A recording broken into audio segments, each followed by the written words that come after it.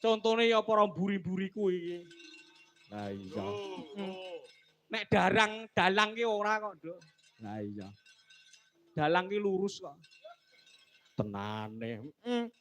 Apa enek ceritane dalang agung kok selingkuh ngono ora enek ceritane. Mergo aku primpen lah delikne kok. Wal padha wae. Lah kaping 6, Nduk. Ora kena dandan yen bojomu ora neng omah.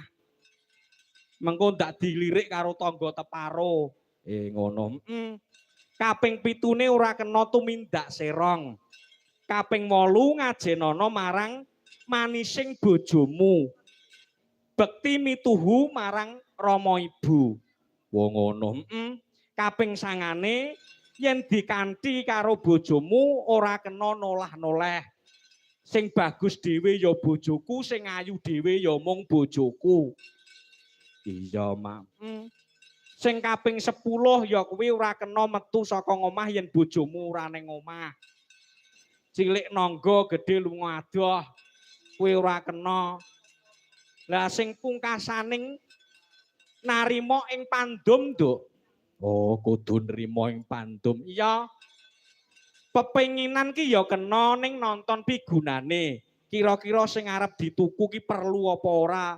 Aja mung waton pengin. Ngono ya, Mak. Mula kelakone penjangka kuwi disuwunake berkah pangestu marang para tamu, para tangga teparo, para pamirsa, sedaya ingkang mirsani disuwunake pangestu, Nduk. Oh, ngono. Muga bebrayane Mbak Retno Pamuji sekalian Mas Wibi Dwi Krisman iki mau tansah pikantuk wahyuning jodoh dadi keluarga ingkang ayem tentrem, slamet rahayu, murah sandang pangan, rejeki kathah melimpah barokah, anggone bebrayan bisa langgeng donya akhirat, lan enggal antuk momongan ingkang soleh lan solehah. Ingkang bekti rama ibu mikul dhuwur mendem jero asmane wong tuwa berguna bagi nusa dan bangsa. Lan muga-muga ibu muji sekeluarga anggone tasakuran bengi iki pinaringana karahayon, katentreman, kabagyan panjang umur, pinaringana mulya sak turun-turune. Allahumma Amin. Hasbunallah wa ni'mal wakil.